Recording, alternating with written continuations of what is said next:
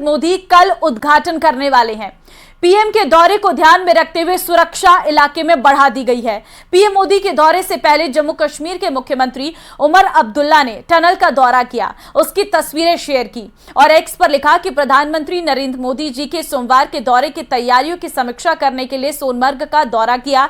जेडमोड़ सुरंग के उद्घाटन से सोनमर्ग पूरे साल पर्यटकों के लिए खुला रहेगा। सोनमर्ग अब एक बेहतरीन स्की रिजॉर्ट के रूप में विकसित होगा, जिस पर पीएम मोदी ने लिखा कि मैं सुरंग के उद्घाटन के लिए जम्मू कश्मीर के सोनमर्ग की अपनी यात्रा का बेसब्री से इंतजार कर रहा हूं। आपने पर्यटन और स्थानीय अर्थव्यवस्था के लिए इसके लाभों की सही बात कही है। साथ ही हवाई तस्वीरें और वीडियो भी बहुत पसंद आए। फिलहाल इस जगह को आम लोगों के लिए बंद कर दिया गया है। जम्मू कश्मीर पुलिस, अर्धसैनिक बल, सेना के जवानों के उद्घाटन समारोह के मद्देनजर मुस्तैदी है। कार्यक्रम के सुचारू संचालन के लिए यहां लगातार गश्त की जा रही है। खबर है कि टनल के उद्घाटन के साथ पीएम मोदी एक रैली को भी संबोधित कर सकते हैं। हो जाता था।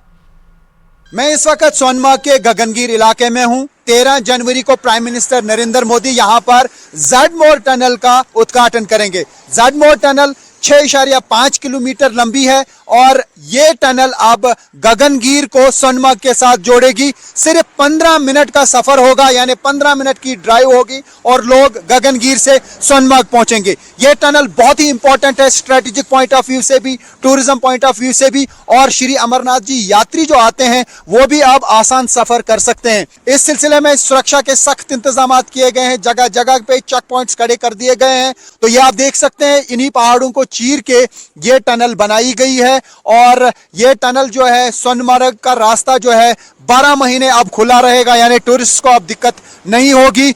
लगातार बर्फबारी की वजह से सोनमर्ग का रास्ता बंद हो जाता था।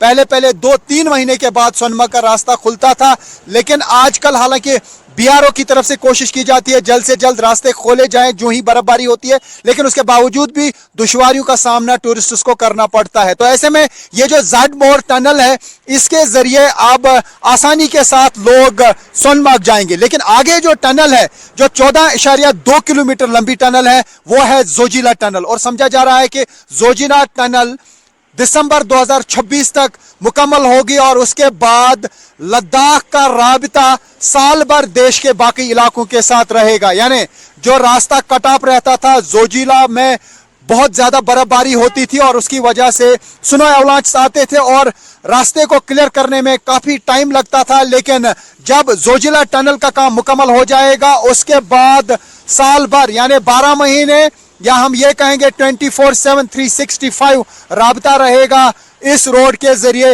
लद्दाख का पूरे भारत के साथ, और साथ ही आर्मी की मूवमेंट में कभी भी खलल नहीं आएगी। पीएम मोदी आज नई दिल्ली के भारत मंडपम में विकसित भारत युवा नेता संवाद 2025 में हिस्सा लेंगे। स्वामी विवेकानंद की जयंती के मौके पर मनाए जाने वाले राष्ट्रीय युवा दिवस पर पीएम मोदी भारत के अलग अलग हिस्सों से आए करीब 3000 युवा नेताओं से संवाद करेंगे। इस दौरान वो 10 विषयों पर प्रतिभागियों की तरफ से लिखे गए सर्वश्रेष्ठ निबंध का संकलन भी जारी करेंगे। विकसित भारत युवा नेता संवाद कार्यक्रम भारत की सांस्कृतिक विरासत को प्रदर्शित करने वाले शानदार सांस्कृतिक प्रस्तुतियों का भी साक्षी बनेगा, जो देश की आधुनिक प्रगति का प्रतीक है।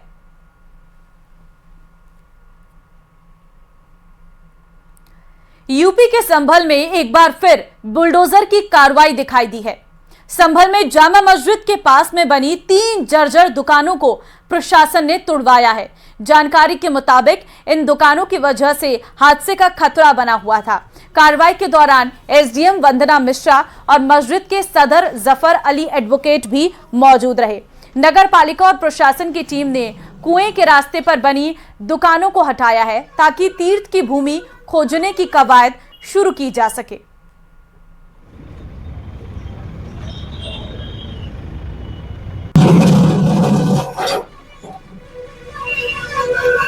तो ये आप तस्वीरें देख सकते हैं, जहां पर संभल में अवैध अतिक्रमण पर बुलडोजर चला है। जामा मस्जिद के पास अवैध निर्माण जो है वो ध्वस्त किया गया है।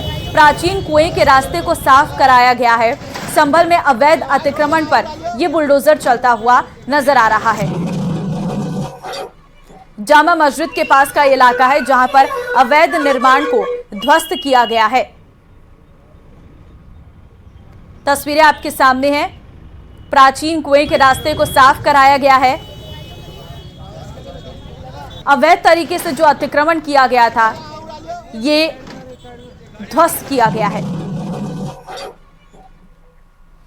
फिल्मों में आपने तस्करी के एक से बढ़कर एक तरीके देखे होंगे, लेकिन रियल लाइफ के तस्कर भी कुछ कम नहीं है। इंदौर में तो एक लेडी तस्कर ने ड्रग्स की तस्करी के लिए ऐसा तरीका आजमाया कि सब दंग रह गए। वो ड्रग्स पेडलर बुरके में करती थी और ड्रग्स की तस्करी करती थी। जरा आप रिपोर्ट देखिए। राजस्थान टू एमपी, पेडलर का प्लान, तस्करी का नया तरीका, ड्रग्स अंडर बुर्का। वो बुर्के में आती है किसी आम लड़की की तरह। शक तो दूर, कोई सोच भी नहीं सकता था कि उसका इरादा क्या है। 1 साल तक वो पुलिस को चकमा देती रही, लेकिन कहते हैं ना कि कानून के हाथ लंबे होते हैं। वो बुर्के वाली भी पकड़ी गई, उसके खेल का पर्दाफाश हो गया। ये तस्वीरें देखिए। बुर्के में नजर आ रही इस युवती का नाम आयशा है, ड्रग्स तस्कर आयशा।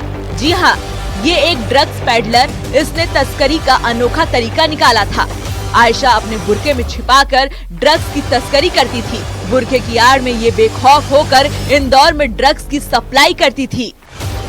किसी महिला को बुर्के में देख भला किसे शक हो सकता है कि वो ड्रग्स पेडलर है। बताया जा रहा है कि आयशा भी करीब 1 साल से इंदौर में नशे का कारोबार करती थी। राजस्थान से लाकर इंदौर में ड्रग्स की सप्लाई करती थी और इस काम में बुर्का इसका साथी था। बुर्के में ड्रग्स के पैकेट छुपाकर ये तस्करी करती थी। पुलिस ने सूचना के आधार पर आयशा और उसके साथी को पकड़ा। जब तलाशी ली गई तो इसके पास एमडी ड्रग्स बरामद हुए। आयशा और भूरा नाम के 2 व्यक्तियों को अरेस्ट किया है। आयशा बुर्का पहन के इस वारदात को अंजाम दे रही थी, उसको पकड़ा गया है। उससे लगभग 16 ग्राम एमडी जब्त की है। उसका कहना यह है कि राजस्थान से उसने इसको मंगाया है। इस पूरे ट्रैक को हम स्टैब्लिश करेंगे, बैक ट्रैकिंग करेंगे। पुलिस ने आयशा और उसके साथी को गिरफ्तार कर लिया है। बताया जा रहा है कि ये उज्जैन से अपने पति को छोड़कर इंदौर आई थी और वो पिछले 1 साल से ड्रग्स बेचने का काम कर रही थी। पुलिस अब इससे पूछताछ कर रही है और तस्करी के रैकेट के बारे में जानकारी जुटा रही है। मिथिलेश गुप्ता, न्यूज़ 18 इंदौर। और इसी के साथ